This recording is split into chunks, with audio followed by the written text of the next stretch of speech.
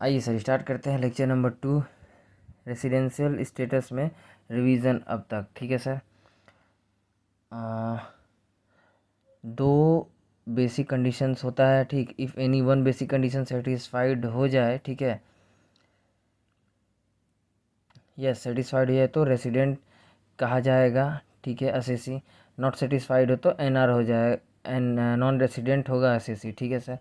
अगर यहाँ रेसिडेंट बन जाए तो अब हम लोग चेक करते हैं सर जनरली दो एडिशनल कंडीशन बोथ सेटिस्फाइड हो जाए तो सर यस, अगर एडिशनल कंडीशन चेक करते हैं इसे बोथ सेटिस्फाइड हो गया तो आर ओ आर, और अगर बोथ सेटिस्फाइड नहीं हुआ, नॉट सेटिस्फाइड हुआ तो R N O R. Basic condition क्या था? रिलेवेंट प्रीवियस ईयर में 182 दिन या उससे ज़्यादा रहा हो ये, और दूसरा बेसिक कंडीशन क्या था सर? रिलेवेंट प्रीवियस ईयर में ही 60 दिन रहा हो प्लस लास्ट 4 ईयर में 365 दिन या उससे ज़्यादा रहा हो। एडिशनल कंडीशन क्या था सर? लास्ट 7 प्रीवियस ईयर में 730 दिन या उससे ज़्यादा रहा हो, लास्ट 10 ईयर में से एनी 2 ईयर कोई भी रेसिडेंट होना चाहिए, ये था एडिशनल कंडीशन।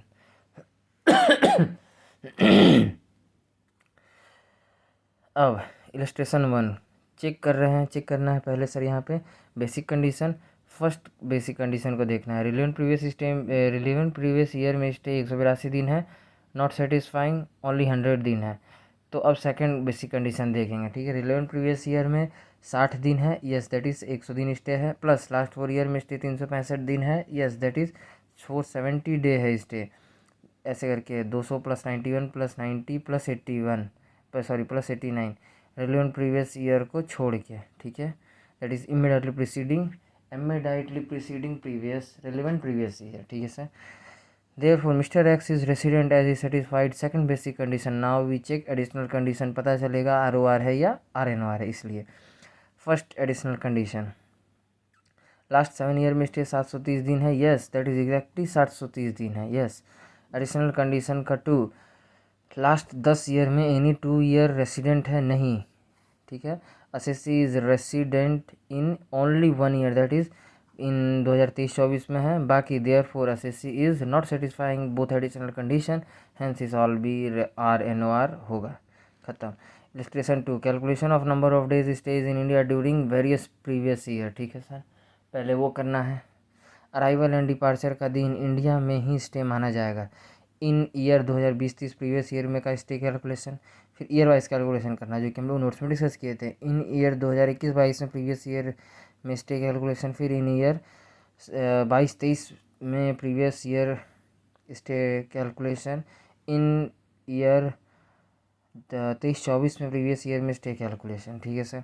तो 10/7 से 20 तक ऐसे ऐसे ये कर लेना। टोटल 265 दिन है। यहाँ पे देखोगे तो सर 129 दिन है। यहाँ पे देखोगे पहले आया सर यहाँ पे अक्टूबर है, फिर नवंबर चला गया, और मार्च का भी ये तो इसी में आएगा ना। सिंपल सा चीज़ है। 1 अप्रैल 2020 से लेके 31 मार्च 2021 तक जो भी डेट होगा इस ईयर में आएगा। 1 अप्रैल 2021 से लेके फिर 31 मार्च 2022 तक जो डेट आएगा वो इसमें आएगा। वैसे ही सेम टू सेम सब में कंटिन्यूस रहेगा। वैसे ही सर इसका भी नंबर ऑफ डेज सबका ऐड करते जाना मंथ को याद करके number of days in month याद रखना है यहाँ पे। ठीक है, वो आपका बेसिक नॉलेज है। ये यहाँ पे सर फिर ऐड कर लेके 307 दिन स्टे रहा। फिर इस ईयर में सर प्रीवियस ईयर में स्टे कैलकुलेशन कर लिए। ठीक है, 365 दिन में से एक दिन हटा दिए क्योंकि लगभग पूरा ही दिन रहा। एक दिन बस मार्च का नहीं रहा, वो लेस कर दिए।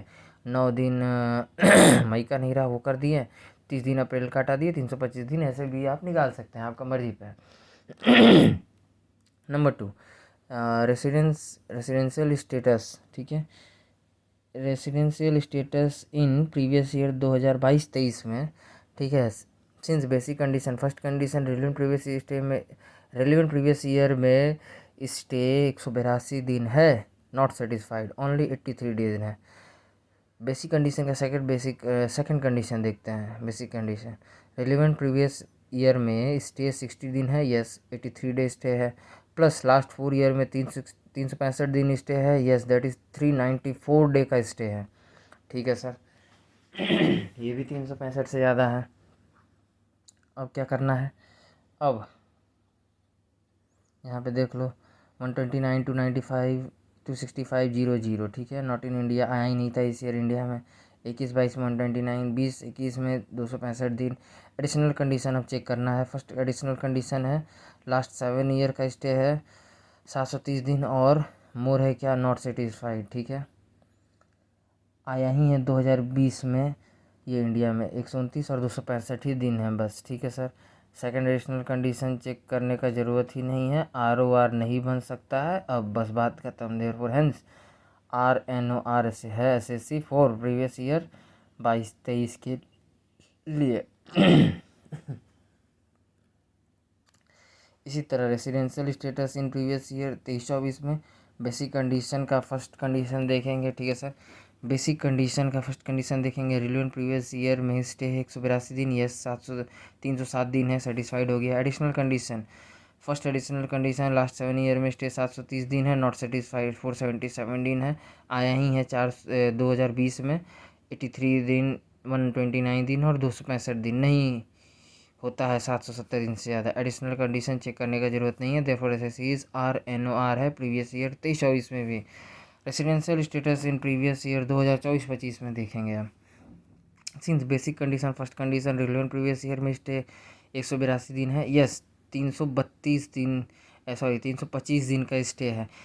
सेकंड बेसिक कंडीशन को चेक करने का ज़रूरत ही नहीं है। अब सीधे एडिशनल कंडीशन को देखना है। एडिशनल कंडीशन लास्ट 7 ईयर में स्टे 730 दिन है, यस दैट इज़ 784 डे हो जा रहा है यहाँ पे स्टे। 307 plus 83 plus 129 plus 365। ठीक है सर, अब यहाँ पे क्या है, लास्ट 10 ईयर में एनी 2 ईयर क्या वो रेसिडेंट है, यस 23-24 में भी है, 22-23 में भी है। देयरफॉर ये यहाँ से ROR होगा 4 2024-25 के लिए ओनली। ठीक है सर, इसीलिए कहते हैं हर ईयर बदलता है रेसिडेंशियल स्टेटस। ठीक है, अब यहीं पे देखो 24-25 में वो ROR हो गया, 23-24 में सेम ही आदमी RNOR हो गया, 22-23 में वही आदमी RNOR रह गया। ठीक है सर, अब यहाँ पे सर एक पॉइंट है वो थोड़ा सा डिस्कस करने की चीज़ें हैं। जैसे फरवरी 2024 का जो फरवरी मंथ था, ठीक है, वो सर लीप ईयर है। 23-24 में ही वो लीप ईयर आएगा, इस सेशन में आएगा 24 फरवरी, दैट इज़ इस 24-25 में इस सेशन में नहीं आएगा फरवरी 24। 1 अप्रैल 24 से लेके 31 मार्च 25 आता है इस सेशन में। ठीक है, सिंस वैसे ही फरवरी 19-20 में आएगा, लीप ईयर है ये भी। यस, लीप ईयर में हम लोग ये चीज़ से डिस्कस किए थे समरी नोट्स में आपको ऑलरेडी। लीप ईयर 2020 है, 24 है, 2028 होगा, 2032 होगा, 2036 होगा और पीछे का, ठीक है, दैट इज़ 3 ईयर गैप हटाकर हर चौथा साल होता है लीप ईयर। ठीक है, पीछे का देखते हैं सर, तो 2020 तो है, 2016 है, 2016 है, 2012 है। ठीक है, ये सब है पीछे का लीप ईयर। ओके सर, अब आते हैं अगले पॉइंट पे, स्पेशल कैटेगरी ऑफ इंडिविजुअल। ठीक है, एग्जाम्पल मर्चेंट नेवी का कैप्टन और क्रू मेंबर, उसके लिए है ये। इंडियन सिटीजन है होना चाहिए, प्लस लीव कर रहा हो इंडिया को एम्प्लॉयमेंट के लिए as crew member of Indian ship. ठीक है, तो सिंस तो रिलेवेंट प्रीवियस ईयर में स्टे 182 दिन स्टे होना चाहिए, यस अगर है रेसिडेंट हो जाएगा। चेक करेंगे अब एडिशनल कंडीशन, सेटिस्फाइड किया तो ROR, नहीं सेटिस्फाइड किया तो RNOR। ये चीज़ एडिशनल कंडीशन सेम रहेगा। अगर यहाँ 182 दिन स्टे नहीं है, नो, तो सीधे ये NR कहलाएगा। इफ एट 182 डेज स्टे नहीं होगा तो ऑप्शन 2 नहीं है यहाँ पे बेसिक कंडीशन का। 60 डेज़ वाला कंडीशन, सेकंड बेसिक कंडीशन जिसमें 60 डे था और लास्ट 4 ईयर में 365 दिन था, वो सब चीज़ें नहीं है यहाँ पे। अब आते हैं सर इलस्ट्रेशन नंबर 6 में।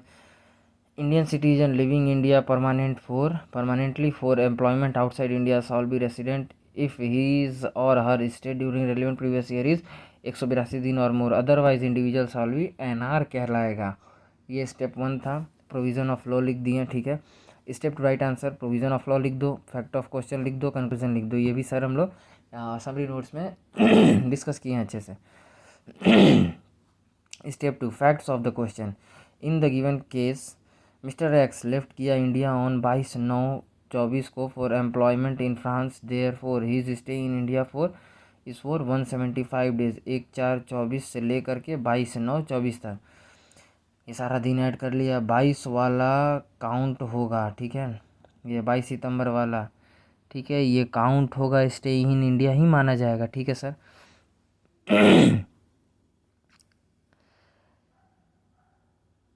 22 वाला काउंट होगा इंडिया में ही, बिकॉज ये क्रू मेंबर नहीं है, और ये एक जो जा रहा है वो भी दिन ऐड होगा, और आने वाला दिन मतलब डेट ऑफ जाने वाला,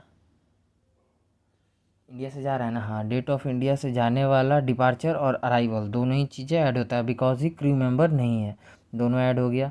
स्टेप 3 कंक्लूजन डाल दो। As mister X is present in India for 175 days only, therefore he is not satisfying basic condition and hence he shall be non-resident। अब आ जाओ सर जी hashtag number 7। Person of Indian origin या Indian citizen हो जो visit कर रहा हो इंडिया को, तो इस केस में ऐसे कैलकुलेशन होगा। कंडीशन 1 रेलिवेंट प्रीवियस ईयर में 182 दिन है, यस है, तो रेसिडेंट कहलाएगा। अब चेक करेंगे एडिशनल कंडीशन, पता चल जाएगा कि एडिशनल कंडीशन चेक करने पे ROR है या RNOR क्या है, CC, ठीक है। इफ़ कंडीशन 1 नॉट सेटिस्फाइड, अगर ये वाला सिचुएशन इसके लिए जो इंडिया आ रहा है, ठीक है, इंडियन सिटीजन हो या पर्सन ऑफ इंडियन ओरिजिन हो, अगर वो इसमें कंडीशन 1 में नहीं गिरा, पर्सन ऑफ इंडियन ओरिजिन क्या है, जैसे इंडियन डिवीज़न से पहले अगर कोई आदमी का बर्थ हुआ है पाकिस्तान में तो उसको आज भी इंडिया में sir person of Indian origin का दर्जा दिया जाता है, ठीक है, और वो भी आना चाहे तो उसके लिए भी ये लॉ लगाया जाता है उसके ऊपर। तो फिलहाल तो ये हो गया सर कंडीशन 1, और इसका सेकंड कंडीशन क्या है, इस कंडीशन अगर आप इस कैटेगरी में गिरे स्पेशल कैटेगरी में, तो यहाँ पे सेकंड कंडीशन ये है, ये गवर्नमेंट स्पेशल कैटेगरी बनाया है। इफ़ कंडीशन में सेटिस्फाई नहीं हुआ, नो नॉट सेटिस्फाइंग, तो स्पेशल रूट है ये वाला, इसमें एडिशनल कंडीशन चेक वेक नहीं करना है, ठीक है सर, यहाँ डायरेक्ट ये है। इफ़ ऑल ये तीनों कंडीशन सेटिस्फाइड हो गया, यस, तो RNOR कहलाएगा, अगर सेटिस्फाइड नहीं हुआ तो NR कहलाएगा, CC, सिंपल। यहाँ ROR नहीं बन सकता है इस स्पेशल रूट में, ठीक है sir. Relevant condition 1 relevant previous year में 120 दिन स्टे होना चाहिए और उससे ज़्यादा। कंडीशन 2 लास्ट 4 प्रीवियस ईयर में 365 दिन स्टे होना चाहिए और उससे ज़्यादा। इंडियन इनकम एक्सीड होना चाहिए 15 लाख को, ठीक है sir. Since Indian income Indian income में क्या है, मतलब वो फॉरेन बिजनेस इनकम या वो फॉरेन इनकम जिसका कंट्रोल और सेटअप इंडिया में हो, वही है इंडियन इनकम, ठीक है सर। भले वो फॉरेन में हो रहा है लेकिन वो इंडिया में सेटअप होने की वजह से वो इंडियन इनकम ही कहलाएगा। वो 15 लाख से ऊपर चल जाए, 365 दिन से ज़्यादा हो लास्ट 4 साल में, रिलेवेंट प्रीवियस ईयर में स्टे 120 दिन और इंडिया आ रहा है, अगर इस कैटेगरी में भी गिर गया तो टैक्सेबल हो जाएगा, RNOR कहला के उसके ऊपर टैक्स ले लेगा इंडियन गवर्नमेंट। कैसे भी भाई फंसा लो। सिंस इंडियन सिटीजन कौन है, भारत की नागरिकता है जिसके पास। पर्सन ऑफ इंडियन ओरिजिन कौन है, यहाँ पे देखो बता रहे हैं। इफ़ इंडिविजुअल और पेरेंट्स ऑफ इंडिविजुअल और ग्रैंड पेरेंट्स ऑफ इंडिविजुअल, दादा दादी नाना नानी, इफ़ इन तीनों में से कोई भी birth is in undivided India में हुआ हो, और बर्थ हुआ हो इज़ इन अनडिवाइडेड इंडिया में हुआ है वो लोग का बर्थ, तो देन सच इंडिविजुअल को पर्सन ऑफ इंडियन ओरिजिन ही माना जाएगा, ठीक है। सिर्फ उस आदमी को, ये नहीं कि उसका पोता को भी, ऐसा कुछ नहीं है, ठीक है। दैट इज़ अनडिवाइडेड इंडिया मतलब 14/8/1947 से पहले, बिफोर पार्टीशन किसी का बर्थ होगा तो, ठीक है। मिस्टर एक्स लंदन में बर्थ हुआ, इंडिया लंदन का सिटीजन है मिस्टर एक्स अभी। ग्रैंडफादर का बर्थ लाहौर में हुआ था जो अभी है पाकिस्तान में, 10/10/1940 को हुआ था ग्रैंडफादर का बर्थ। तो मिस्टर एक्स का पर्सन ऑफ इंडियन ओरिजिन, तो मिस्टर एक्स क्या पर्सन ऑफ इंडियन ओरिजिन कहलाएगा, एज ग्रैंड पेरेंट्स बर्थ हुआ है अनडिवाइडेड इंडिया में, इसीलिए, ठीक है।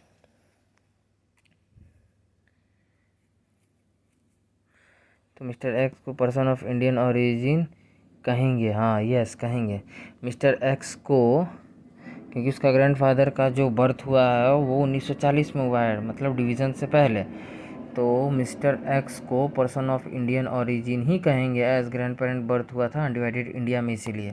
ओ मतलब ये चीज़ ऐसा नहीं है कि सिर्फ वो बड़ाऊ का बुढ़ऊ का बर्थ हुआ था बस उसी को मानना है, ऐसा नहीं है अगर वो आज भी उसका दादा दादी का भी बर्थ हुआ था, वो साला वो हम लोग के एज का होगा तो भी भाई उसको देना होगा, मतलब उसको देना होगा भाई इंडियन ओरिजिन का टैग। क्या गजब है भाई कॉन्सेप्ट। इलस्ट्रेशन 9 का answer mister J is a person of Indian origin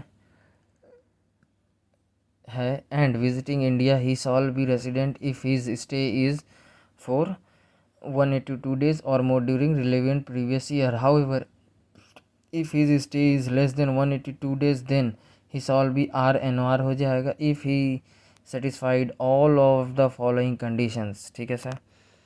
mister J की इंडियन ओरिजिन है, इंडिया में विजिट कर रहा है, रेसिडेंट कहलाएगा अगर 182 दिन या उससे ज़्यादा हो तो, अगर स्टे उससे कम भी है तो भी वो RNR कहलाएगा अगर वो ये तीनों कंडीशन को सेटिस्फाइड कर दे तो। ठीक है। स्टेप 1 प्रोविज़न ऑफ लॉ लिख दिए। Stay in relevant previous year 120 दिन होना चाहिए। ठीक है। और more in India stay in last 4 previous year में 365 डे होना चाहिए। इन इंडिया में इंडियन इनकम एक्सीड होना चाहिए 15 लाख रुपीज़ एक से ऊपर। अब step 2 fact of the question लिख दिया। That is case 1 since relevant previous year 24-25 में स्टे 150 दिन स्टे है, सेटिस्फाइड कर रहा है इस सेकंड कंडीशन को। लास्ट 4 ईयर में स्टे 400 दिन है, 100 इंटू 4 साल, सेटिस्फाइड। इंडियन इनकम 10 ही लाख है, not satisfied. Condition step 3 conclusion लिख रहे हैं। As Indian income is not exceed 15 lakh therefore NR माना जाएगा, तीनों सेटिस्फाइड होना चाहिए था। ठीक है। Case B since relevant previous year में 24-25 में 115 दिन स्टे है, सेटिस्फाइड। लास्ट 4 ईयर में 400 दिन है, सेटिस्फाइड। इंडियन इनकम अब 18 लाख है तो क्या होगा sir, all the 3 conditions of being RNOR बनने के लिए सेटिस्फाइड है, देयरफॉर मिस्टर जे अब RNOR है बिकॉज 18 लाख हो गया। यहाँ ये 15 लाख था इस वजह से ये यहाँ NR में आ गया, बट यहाँ ये 15 लाख 1 रुपये से ऊपर आ गया, 18 लाख पे, इसी वजह से अब ये RNOR बन गया। ठीक है सर। हाँ, फैक्ट्स ऑफ क्वेश्चन था ये। यहाँ पर ये प्रोविज़न तो यहीं रहेगा। Facts of question case B का ये है। अब कंक्लूज़न ये है, ऊपर आधा है और नोट नीचे है। कंक्लूज़न 18 लाख की जगह इफ 15 लाख एग्जैक्ट हुआ तो कंडीशन नॉट सेटिस्फाइड ही माना जाएगा, एक्सीड होना चाहिए 15 लाख से ऊपर, दैट इज़ 15 लाख एंड 1 रुपया होना चाहिए। ठीक है सर। अब तक ओवरऑल इंडियन सिटीजन लीव कर रहे हैं इंडिया परमानेंट फॉर एम्प्लॉयमेंट के लिए या crew member of India ship है तो ऑनलाइन इन पर बेसिक कंडीशन का फर्स्ट लगेगा, फर्स्ट कंडीशन। बेसिक कंडीशन का सेकंड ऑप्शन ये लोग के लिए है ही नहीं, ये लोग पास है ही नहीं। पर्सन ऑफ इंडियन ओरिजिन या इंडियन सिटीजन विजिट कर रहा है India, first condition check only. ठीक है। पहला कंडीशन चेक करना 182 दिन वाला, यहाँ भी वहीं बेसिक कंडीशन 182 दिन वाला था। देन चेक कर लो एडिशनल कंडीशन एंड डिसाइड कर लो ROR है या RNOR है, जनरल रूट है ये। अगर इसमें वो नहीं गिरा 182 दिन में तो स्पेशल रूट यही सेकंड कंडीशन है। 120 दिन स्टे होना चाहिए इंडिया में, रिलेवेंट प्रीवियस ईयर में 365 दिन स्टे होना चाहिए इंडिया में, लास्ट 4 ईयर स्टे इंडिया का। इंडियन इनकम एक्सीड होना चाहिए 15 लाख से। इसमें RNOR बनेगा इफ़ ऑल 3 सेटिस्फाइड हो गया तो ROR नहीं बन सकता। ठीक है। NR बनेगा इफ़ एनी वन भी नॉट सेटिस्फाइड रहा तो, जैसे यहाँ पे देखो ये 15 लाख रह गया तो ये यहाँ पे NR बन गया, यहीं 18 लाख हो गया तो यहीं मिस्टर जे RNOR बन गया। लेकिन हाँ ये चीज़ है, यहाँ पे ROR नहीं बना सकते हो सर। ठीक है। अगर पहला वाला कंडीशन सेटिस्फाइड किया तो ही ROR बनेगा, सेटिस्फाइड नहीं किया कंडीशन 2 ये जो 120 दिन वाला ये सब कैटेगरी है इसमें सिर्फ ROR बन जाएगा, RNOR बन जाएगा, सॉरी RNOR बन जाएगा, RNOR बन जाएगा, RNOR बन जाएगा, और अगर इसमें गिरा तो NR बन जाएगा। और पहला वाला 182 दिन वाला ही कंप्लीट किया तो सर सिर्फ और सिर्फ ROR बन सकता है। Okay, thank you.